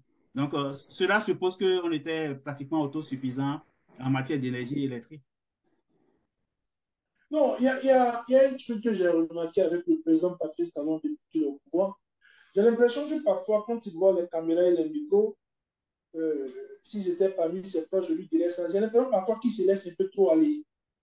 J'ai l'impression parfois qu'il se laisse un peu trop aller. Je fais l'effort, hein, je pense que ce n'est pas un manquement. Mais il est quand même le président de tous les Béninois. Ses déclarations doivent être très proches de la réalité. Très proches de la réalité. Vous savez, il a été la première personne chez qui j'ai entendu que, en matière de réserve animalière, la Pendjari dépasse, je pense, la Tanzanie. Mais je n'ai pas envie de me prononcer là-dessus parce que moi, je suis géographe. Et quand on parle de réserve animalière aujourd'hui, les pays les mieux dotés, c'est les pays comme la Tanzanie, le Kenya, l'Ouganda et bien d'autres pays. Mais comparer la réserve animalière de la Pendjari à ces pays, je n'ai pas envie de qualifier ça. Mais la question de l'énergie aujourd'hui, comme un effet de boomerang, ça nous rattrape en plein dans le visage. Parce que, mais au XXIe siècle, je l'ai dit, lorsqu'on veut développer le tourisme, écoutez, dernièrement, ma thèse a été sur le tourisme. Les potentialités agroécologiques et touristiques de la base basée de l'UEM, c'est sur ça que j'ai soutenu ma thèse. Donc, en matière de tourisme, je m'y connais. Il y a ce qu'on appelle l'aménagement touristique. Lorsqu'on veut faire la promotion de pays, il y a ce qu'on appelle d'abord l'aménagement touristique. Ici, c'est avec la question des musées, la route des pays, ici. Mais la question du transport public et la question de l'énergie sont des questions fondamentales pour le tourisme.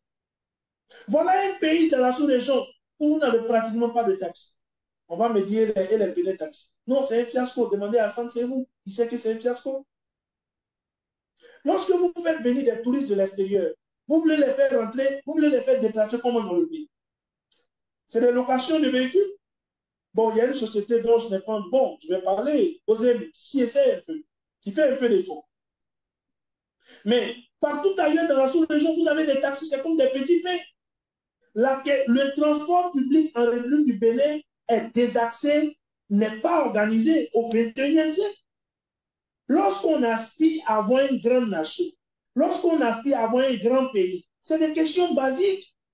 On ne peut pas être dans un pays dans lequel il n'y a pas de transport en commun organisé.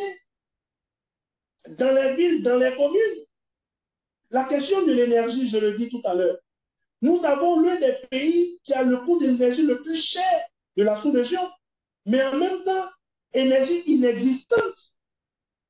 La dernière fois, lorsque on a constaté ce qu'ils ont appelé même l'effacement de la disponibilité de l'énergie avec le Nigeria, ils ont fait sortir un argument en disant oui, c'est parce que notre pays avance, il commence à avoir des installations de plus d'entreprises et plus d'industries que l'énergie commence à avoir.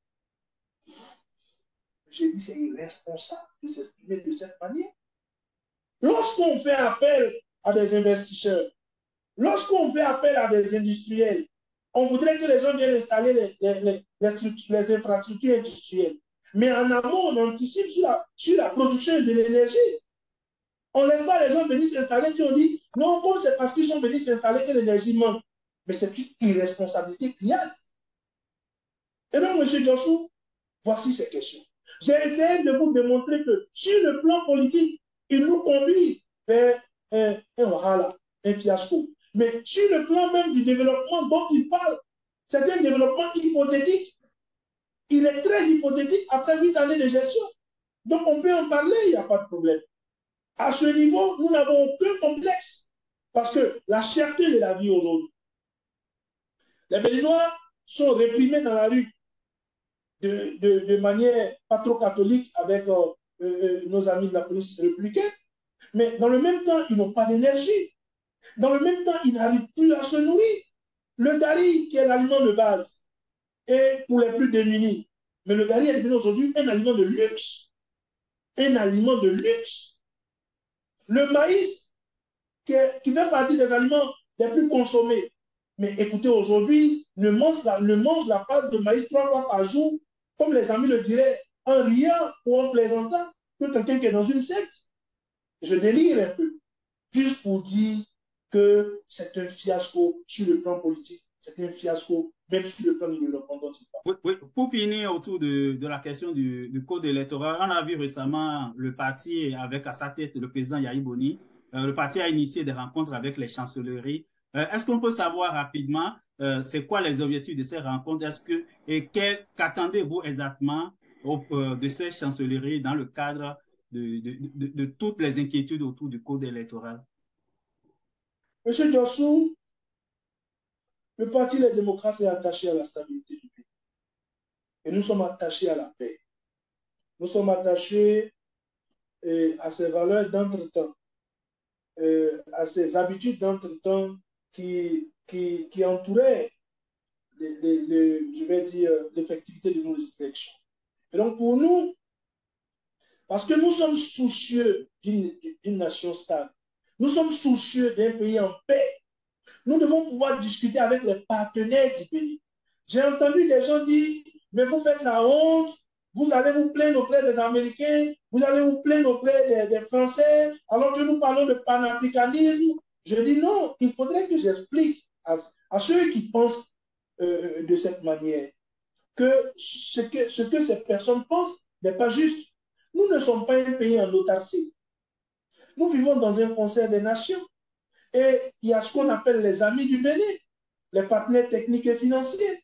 La plupart des subventions que notre pays a ou les accords que notre pays a, la plupart, je vais dire, des ouvertures de notre pays sur le monde, c'est avec des partenaires. Et donc, nous avons discuté avec les Russes, nous avons discuté avec les Chinois, nous avons discuté avec les Américains, nous avons discuté avec les Français, nous avons discuté avec le clergé catholique, nous avons discuté avec la plupart des corps constitués de notre pays. Mais depuis qu'il y a eu la promulgation de cette loi, nous avons multiplié les contacts. Nous avons écrit à la CEDEAO. Je pense que très prochainement, si je ne vois pas un secret, nous ferons encore d'autres actions dans le sens de la CEDEAO. Mais tout ça, nous le faisons en préparant en amont nos descentes sur le terrain. Parce que nous marcherons pour dire à Patrice Talon que nous ne sommes pas d'accord avec ce qu'il est en train de faire. Nous marcherons dans la paix, mais nous marcherons. Donc, M. Dossou, nous sommes dans une disposition de personnes inquiètes pour la stabilité de leur pays. Et donc, c'est ce qui justifie la multiplicité de ces contacts. Nous n'avons aucunement envie que le pays soit au ralenti ou que le pays fonce tout droit dans le mur. Donc, comprenez ces dispositions que nous prenons. Et pour répondre à mes amis, ce n'est aucunement une manière d'aller laver le linge sale à l'extérieur. Merci beaucoup. Je voulais rassurer nos amis internautes que je vais revenir à leurs questions et commentaires tantôt. Mais vous avez commencé à aborder la question de la répression pour non-port de casque. On a vu plusieurs vidéos circuler sur les réseaux sociaux et le tollé que ça a suscité aussi. On n'a pas vu des réactions officielles des partis politiques par rapport à cette situation au sein du Parti des démocrates. Quelle est votre position? Est-ce qu'il y a une autre manière de faire pour que les populations puissent accepter ou bien adopter ces bonnes pratiques, mais vraiment dans le calme? Merci beaucoup, M. Dossou. D'abord, sur la question des vidéos qui circulent, vous aviez dit tout à l'heure qu'on n'a pas entendu des positions officielles du parti. Je voudrais vous dire qu'à la dernière réunion de la coordination nationale, après la réunion, nous avons fait une déclaration officielle du parti où nous nous sommes prononcés sur les écarts que nous avons constatés dans la répression de la violation des normes routières. Et donc, pour nous, lorsqu'une vidéo circule, avant de vous prononcer sur la vidéo, il faut d'abord vous rassurer de l'authenticité de la vidéo. Parce que vous savez, aujourd'hui, avec les réseaux sociaux, il peut y avoir tellement de montages. Avec les réseaux sociaux, un fait peut se dérouler dans un pays voisin ou bien dans un pays lointain.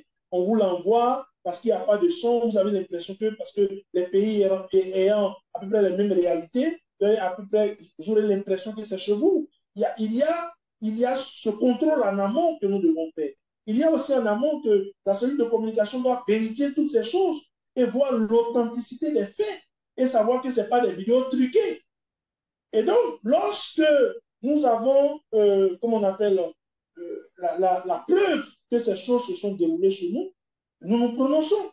Et comme je vous l'ai dit, dans sa dernière réunion de la coordination nationale la dernière fois, nous nous sommes prononcés. Et ce que nous avons dénoncé les écarts de comportement des forces de sécurité, la barbarie avec laquelle certains agents, je voudrais bien dire certains agents, s'évertuent ou sont zélés à faire. Mais je voudrais reconnaître que pour nous, tout contrôle de la régularité sur le port de casque ou sur les autres, je vais dire, respect de la circulation et tout le reste, nous ne pouvons pas condamner cela. Mais ce que nous condamnons par contre, c'est les écarts de certains agents des forces de l'ordre. Parce qu'un agent de force de l'ordre, je l'ai dit au cours d'une autre émission le dimanche dernier, un agent des forces de l'ordre doit être un agent qui rassure. doit être un agent qui sécurise. Lorsque je vois le policier venir, je dois dire enfin la sécurité là. Lorsque je vois le policier venir, je dois dire ah, le pays s'est souvenu de moi. Lorsque je vois le policier venir, je dois dire la maîtrise de soi est là.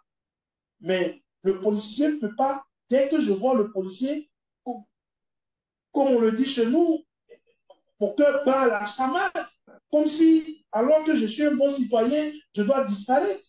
Le policier ne peut pas être un agent qui terrorise. Et puis, en dehors de ça, la répression, on ne doit pas chercher des coups sur les usagers de la route. On a l'impression que parfois, ils cherchent de petits détails juste pour raqueter, juste pour prendre des sous. Non, moi, je connais au sein de cette police républicaine des agents qui sont très exemplaires, aussi bien au niveau des officiers que des sous-officiers, des personnes qui sont très bien formées et qui sont bien. Mais il y a parmi les agents des personnes, excusez-moi que je les qualifie un peu, de brebis galeuses. Et c'est contre les pratiques de ces brebis galeuses que nous nous insurgeons. Et parce que nous pensons que la police doit être l'assurance, incarner l'assurance, elle doit incarner la sécurité et non le terrorisme et le traumatisme. Merci beaucoup. Toujours dans l'actualité ces derniers temps, on a appris que les prochaines marches des guépards, on va dans le domaine sportif comme ça, les prochaines marches des guépards du Bénin, ces marches auront lieu à l'extérieur du fait que la CAF aurait déclassé le stade général Mathieu Kérékou. Mais on sait qu'il y a 3 ans, le gouvernement a rénové ce stade, les gens ont évoqué, la presse a évoqué 13 milliards. Est-ce que euh, quand vous avez appris sûrement la nouvelle, est-ce que ça vous a inquiété? Quelles sont vos impressions par rapport à cette situation? Bon, pour l'amoureux du Bénin que je suis, pour le patriote que je suis, quand j'apprends de pareilles choses, il y a de quoi à ce que je sois triste pour mon pays. Parce que, écoutez, que nous ne puissions pas jouer les matchs de qualification sur notre territoire et que nous soyons obligés d'aller jouer en Côte d'Ivoire, qui est moi mon pays d'adoption, je crois que ce n'est pas bien pour notre image. Ce n'est pas bien. Maintenant, la question des 13 milliards, je crois que, je l'ai dit au cours de l'émission, le niveau auquel nous sommes et les responsabilités qui nous incombent aujourd'hui imposent qu'avant de nous prononcer sur des sujets aussi brûlants, aussi importants, nous puissions quand même faire un minimum d'enquête. Nous puissions faire un minimum de recherche pour savoir de quoi cela ressort. Je sais que les stades de l'amitié, et puis il y a un certain nombre d'accords ou de partenariats, de partenariats bilatéraux entre le Bénin, entre la Chine et un certain nombre de pays africains. Ce qui a abouti à la construction d'un certain nombre de palais des sports, d'un certain nombre de salles de fête, ce qui a abouti à la construction d'un certain nombre de stades. Lorsque vous allez au Mali, au Sénégal, quand vous venez au Bénin, il y a un certain nombre d'infrastructures qui sont le fruit de la coopération entre notre pays et la Chine. J'ai pu dire dans ma petite enquête que dans les accords, la rénovation, que ce soit du palais des congrès, par exemple, c'est un don de la Chine dans le partenariat. Et le stade de l'amitié aussi, c'est un don de la Chine dans le partenariat. Et j'ai cru entendre dans mes recherches qu'il faudrait que pendant 80 ans, la rénovation de ces infrastructures fruits du partenariat entre notre pays et la Chine, pendant 80 ans, la rénovation incombe à la Chine. Dans mes recherches, c'est ce que j'ai appris. Maintenant, le montant évoqué des 13 milliards, comme je vous l'ai dit, je n'ai pas de preuves, mes recherches n'ont pas encore donné d'éléments probants pouvant me prononcer là-dessus. Et dans mes recherches, j'ai appris que la rénovation, par exemple, dernièrement du Palais des Congrès, est une œuvre plutôt de la Chine. C'est une action chinoise qui a rénové. Donc, la rénovation du stade, j'ose croire aussi que c'est une action de la Chine. Mais dans tous les cas, n'ayant pas tous les éléments d'appréciation sous la main, je pense que la personne la mieux indiquée pour donner le plus d'éclairage au peuple béninois, c'est l'ancien ministre des Sports, M. Oswald Omeki. Je pense que, et sûrement, il est soit au pays ou il est soit hors du pays, mais je continue de croire que la personne la mieux indiquée aujourd'hui pour donner plus de lumière sur cette polémique, je crois que c'est l'ancien ministre des Sports, M. Oswald Omeki. Ok, merci beaucoup. Avant de terminer par l'actualité africaine, ou bien pour être précis, l'actualité sénégalaise, je vais quand même relayer quelques commentaires puis questions de nos internautes rapidement. Ici, Saka Saleh, il dit merci beaucoup pour vos interventions claires. Monsieur de Souza, depuis la France, dit à quand la correction de la liste électorale? Donc, ça, c'est une question. Saka Saleh, il dit face à tout ce qui se passe, quels sont les conseils que vous pouvez prodiguer à tous les acteurs politiques de notre pays? Ok. Toujours honorable, est-ce que, avec quelques mots, vous pouvez nous dire clairement si le parti, les démocrates, peut aller aux élections présidentielles de 2026 avec le nouveau code? Ok, il s'appelle Julien Assaba, qui est en Côte d'Ivoire, je pense. Ok. Je vais descendre, je vais prendre quelqu'un d'autre. Est-ce que, ça c'est Abraham Maouillon, est-ce que la meilleure solution pour sensibiliser la population quand les policiers se jettent sur les passagers non armés jusqu'à tabasser à mort? Ok, il demande c'est quoi la meilleure solution. Si je résume un peu l'idée. Prince Anselme demande que pensez-vous des propositions de Candide Azanaï, votre ancien mentor, qui pense qu'on ne discute pas avec un dictateur et qu'il faut mettre les populations entre soi et le dictateur? Et puis, je vais terminer par M. Sena. Pourquoi il serait hors du pays? Je pense qu'il parle de l'ancien ministre Oswald Omeki. Donc, j'ai survolé rapidement. Vous pouvez ramasser ici les éléments qui vous intéressent par rapport à ces questions, parce que l'émission est aussi interactive. On essaie de partager avec Merci. l'invité. Oui, oui. Merci beaucoup, M. Jossou. Je voudrais, avant de poursuivre l'émission, d'abord vous remercier pour tout ce que vous faites pour notre démocratie depuis le Canada. Vous remercier aussi parce que vous n'êtes pas obligé. Étant dans un pays industrialisé, vous pouvez dire, bon, mais ce n'est pas ce que vous dites. Vous vous battez pour que les choses puissent se corriger. Et donc, merci pour ce que vous faites. Je voudrais aussi remercier les internautes pour l'attention et, je vais dire, l'intérêt qu'ils portent à la présente émission. Celui qui a posé la question de savoir si en 2026 on sera, je voudrais dire à la personne que en 2026, nous serons non seulement à l'élection présidentielle, mais nous serons aux législatives et aux communales. Et ce qui va se passer en 2026, M. Patrice Talon ne l'aura jamais vu de toute sa vie. La mobilisation du pays, la mobilisation des femmes, des jeunes qui en ont marre, il aura une mobilisation comme jamais cela n'a été dans l'histoire politique et démocratique de notre pays. Les gens sortiront pour aller voter en 2026. Parce que la seule manière de faire reculer le président Patrice Talon et tous ceux qui l'entourent, c'est d'aller faire une révolution démocratique dans l'Égypte. C'est de tuer les fiefs. C'est que, je vous l'ai dit, votre père peut être sur la liste UP, le renouveau bien, la liste de BR. Vous devez pouvoir vous dire, je dois sauver le pays. Et la seule manière de sauver le pays aujourd'hui, c'est éviter que le pays aille dans un chaos. Et la seule manière d'éviter que le pays aille dans un chaos, c'est que le seul parti qui équilibre le jeu démocratique dans notre pays, ce parti doit pouvoir tirer ses barons du feu pour le pays et pour le peuple. Mais c'est de ça qu'il s'agit. Et c'est à cette mobilisation que nous appelons tous les jeunes, toutes les femmes, tous les vieillards, tout le peuple.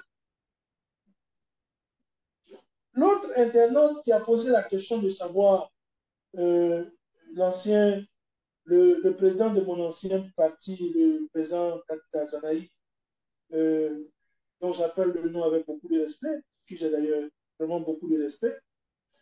Je crois que la question de savoir qu'on ne lutte pas face à un dictateur, mais on met le peuple en soi et le dictateur, je ne voudrais pas explicitement lui répondre, parce que je dirais que je ne suis pas, je ne suis pas, euh, je ne suis pas mandaté, je vais le dire, ou je ne voudrais pas lui apporter une réponse, parce que je n'ai pas reçu l'autorisation à moi-même, je ne sais pas comment on le dit, pour apporter une réponse à cette thèse du président de mon ancien parti. Mais par contre, je voudrais dire que ce qui s'est passé au Sénégal peut se passer chez nous. Et ce qui s'est passé au Sénégal, ici, je voudrais m'adresser à tous nos jeunes. Ce n'est pas un cas rare dans l'histoire. Ce qui s'est passé au Sénégal n'est pas un cas rare. Ce qui s'est passé au Brésil, le pouvoir de Bolsonaro est tombé face à Lula. C'est la même chose qui s'est passé à Dakar. Le pouvoir de Macky Sall est tombé face à Sonko et son équipe parce qu'il y a une révolution démocratique, mais dans les urnes. Lorsque le peuple se lève et il dit « je ne veux pas que le sang coule », le dictateur ou les dictateurs, c'est des personnes qui aiment quand ils aiment pêcher en eau trouble. C'est des pêcheurs en eau trouble. Mais le peuple, à son tour, doit dire « je veux te défaire, je veux te désavouer », mais dans les urnes. Mais quand cela se fait et que c'est une minorité qui se mobilise, c'est pour cela, à la veille de chaque élection, ceux qui démotivent ou démobilisent le peuple, consciemment ou inconsciemment, travaillent pour les dictateurs. C'est pour cela que je voudrais dire que au Sénégal, le peuple attendait par la rue, ça n'a pas marché. Par la rue, ça arrangerait Macky Sall. C'est pour cela qu'il y a environ une soixantaine, ou un peu plus d'une soixantaine de Sénégalais tués. 83 morts, oui, environ, oui. Oh, 83 morts. J'espère que le nouveau régime de Dakar va leur rendre hommage et va indemniser les familles toute la vie. Parce que c'est 83 martyrs qui sont tombés pour le pays. Parce que les despotes aiment ça. Ils aiment pêcher en auto. Mais le peuple lui-même n'est pas violent. Le peuple veut le changement. Aujourd'hui, par exemple, celui qui est à la base de toutes les difficultés du pays, c'est celui qui prend les décisions. En disant ça, on n'est pas contre Patrice Talon. En disant que si l'énergie est rare, en disant que si la vie est chère, c'est une traduction de la politique imprimée par Patrice Talon depuis 8 ans. Un exemple très simple. Il y a des gens qui me disent, le maïs est cher. Est-ce que c'est Patrice Talon qui a fait tomber la pluie? Si le maïs est cher, c'est parce qu'il ne peut pas. Je dis, mais ils sont en train de faire étalage d'une ignorance extrême en parlant ainsi. Le fait qu'il y ait du maïs et tout le reste, cela n'est pas dû uniquement à la pluie. C'est la traduction d'une politique. C'est la priorisation que le pays a fait dans la diversification agricole. Ce n'est pas que la pluie. Sinon, les Hébreux vont dire quoi? Ceux qui vivent dans le désert et qui sont autosuffisants vont dire quoi? Donc aujourd'hui, de nos jours, au XXIe siècle, que la nourriture soit chère, que la nourriture soit moins chère, ce n'est pas uniquement les effets du climat. Je dis bien pas uniquement les effets du climat. Il y a les engrais, il y a la priorisation que vous faites des cultures. Ceux qui sont ici aujourd'hui ont priorisé ce qu'ils savent. Le coton est bien de choses. Donc, vers où vont les intrants? Vers où vont les engrais? Quelle est la politique du pays en matière d'autosuffisance alimentaire? Quelle est la politique du pays en matière de la promotion de la culture du gruyère? Mais c'est tout ça. Et tout ça dénote de la politique de M. Patrice Talon depuis 8 ans. La suppression de l'ONASA, c'est une conséquence de la politique de M. Patrice Talon. Donc, la cherté de la vie aujourd'hui s'exprime aussi à travers ce prisme qu'il faudrait comprendre. Donc, en parlant de ces choses-là, ce n'est pas parce qu'on est contre M. Patrice Talon, président de la République du Bénin, ça n'a absolument rien à voir. Mais c'est que l'opposant que nous sommes, l'opposant que je suis, je fais une contre-proposition de sa politique. C'est en cela que je suis opposant. Je ne suis pas opposé à sa personne. Je suis opposé à la politique qu'il imprime. Quand il donne une politique, moi, je fais une contre-proposition et je dis ma contre-proposition est plus productive ou fructueuse que sa proposition. Sans cela, je suis opposant. Donc, M. Jossou, je crois que c'est quelques questions qui ont été posées. Je voudrais remercier nos internautes et pour tout l'intérêt qu'ils portent à cette émission. Quant à nous autres, je l'ai dit que la manifestation ou la production ou le fait de venir à une émission, c'est aussi une sorte de reddition de compte en tant qu'acteur public. C'est une manière de dire que depuis que nous avons décidé d'animer l'opposition, voici ce que nous pensons. Voici ce que nous pensons de telle politique. Et voici ce que nous avons à vous donner pour explication. Ça n'a absolument rien à voir avec être contre M. Baptiste Talon. Nous n'avons absolument rien contre sa personne. Mais nous continuons de dire que ce ne sont pas des démocrates. En le disant ici, ce n'est pas que nous sommes en train de les injurier. Ils ne sont pas des démocrates. Et je l'ai dit tout au long de l'émission, ils ne s'évertuent même pas à nous expliquer ou à nous prouver qu'ils sont démocrates. Ils ne sont pas des démocrates. Et nous pensons que le régime politique qui nous arrange, c'est la démocratie. Donc, c'est pour cela que nous faisons la promotion de la démocratie. De l'autre côté, nous continuons de dire que la politique, parce qu'ils disent que c'est parce qu'ils veulent nous développer que nous devons nous taire. Et nous avons aussi démontré à ce niveau que non, leur développement dont ils parlent, c'est un développement hypothétique. C'est très aléatoire, parce qu'en 8 ans, si vous avez l'un des pays les plus mal éclairés de la sous-région, vous avez échoué. Si en 8 ans, vous avez un pays où l'énergie électrique fait partie des plus chères de la sous-région, vous avez échoué. Si en 8 ans, on continue de parler de cherté de la vie, de la famine qui s'approche, l'aliment de base qui est le gari commence à manquer même aux familles les plus moyennes, vous êtes en train d'échouer votre politique. Donc, c'est tout ça que nous sommes évertués à expliquer. Donc, M. Jossou, une fois de plus, comme je vous l'ai dit, c'est un plaisir pour moi d'être sur votre émission. Donc, je vous remercie, Dr Guy Mitopé, pour cette participation à notre émission. Je remercie aussi tous les internautes qui nous ont suivis. Je n'ai pas pu relayer tous les commentaires, sinon on va vraiment déborder dans le temps prévu à cette émission. Donc, je vais vous laisser la parole pour le mot de fin. On avait prévu parler du Sénégal, mais vous l'avez déjà évoqué brièvement. Si vous voulez dire quelques mots encore, vous pouvez dire ça et puis pouvoir conclure l'émission. La question du Sénégal, je voudrais d'abord dire à nos compatriotes que ce qui s'est passé au Sénégal est une victoire de la jeunesse. Ce qui s'est passé au Sénégal est une victoire de la jeunesse africaine. Ce qui s'est passé au Sénégal est une victoire des démocrates africains. Ce qui s'est passé au Sénégal est un désaveu de tous ceux qui sont apprentis dictateurs ou dictateurs. Et donc, le peuple étant attaché à sa liberté, le peuple étant attaché à la transparence, le peuple étant attaché au développement, le peuple aspire à la démocratie. Et donc, notre prière, c'est que cette équipe portée par le charismatique président Ousmane Sonko puisse réussir sa mission. C'est notre prière de tous les jours. Que ces jeunes à la tête de l'État du Sénégal aujourd'hui ne déçoivent pas. Parce qu'à eux deux, ils n'ont même pas encore 50 ans. Ousmane Sonko, 49 ans, et le président Diomaye Faye, 44 ans. Ils n'ont pas 50 ans. Donc, ce sont les gens de notre génération. Et je continue de dire que notre prière, c'est qu'ils réussissent. Et nous avons foi qu'ils réussiront. Parce que le Sénégal, tout comme le Bénin dans la sous-région, sont des pôles stratégiques pour le développement de la sous-région. Et donc, c'est ce que je peux dire sur la question du Sénégal. Comme mot de fin, je voudrais vous réitérer mes remerciements. Vous réitérer l'extraordinaire travail que vous avez fait depuis quelques années. Je voudrais aussi remercier les internautes, leur dire que c'est un sacerdoce, la bataille politique. L'engagement populaire, l'engagement public est un sacrifice, c'est un sacerdoce. Et nous continuons de prier le Seigneur afin qu'il nous donne la force d'aller de l'avant, afin que nous puissions assumer comme il se doit pour un pays plus stable, pour un pays plus développé, pour un pays plus respectueux des normes. Et l'héritage que nous laisserons à nos enfants et aux enfants de nos enfants, c'est que c'est un héritage d'un pays qui respecte les droits des uns et des autres, d'un pays qui est respectueux de la liberté, de la transparence et des vraies valeurs. Il n'y a pas de fausses valeurs dessus. Donc, c'est ce que j'ai bien voulu dire et vous remercier de tout cœur.